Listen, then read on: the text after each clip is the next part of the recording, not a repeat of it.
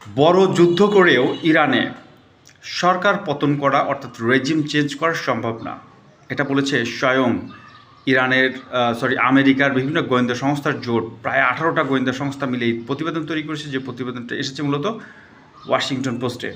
এই প্রতিবেদনটা জমা দিয়েছে খুব গোপনীয়তার সাথে হোয়াইট হাউসে অর্থাৎ ডোনাল্ড ট্রাম্পের কাছে। তারা বলেছে যত বড় ধ্বংসযজ্ঞই চালানো হোক না কেন, যতই চেষ্টা করা হোক না কেন, উত্তরাধিকার সূত্র সিস্টেমটা সংবিধানে ইনক্লুড থাকার ফলে ইরানের রেজিম চেঞ্জ করা অনেক কঠিন ব্যাপার এবং এটা সম্ভব না।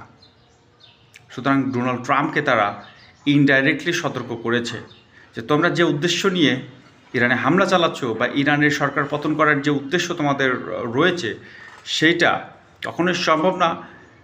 ইরান এটা অনুধাবন করতে পেরেছিল বলে তারা শাসন সিস্টেমটা এইভাবেই তৈরি করেছে মূলত, যার ফলশ্রুতিতে যত হামলাই হোক না কেন তারা উত্তরাধিকার সূত্রে কার পরে কে এইভাবে একটা সরকার ব্যবস্থা অর্থাৎ দলীয় প্রধান এবং প্রত্যেকটা সেক্টরে তারা তৈরি করে রেখে যাচ্ছে, যার ফলশ্রুতিতে অনেকগুলো নেতা যদি মারাও যায় তারপরও ইরানের শাসন কাঠামো ভেঙে পড়বে না।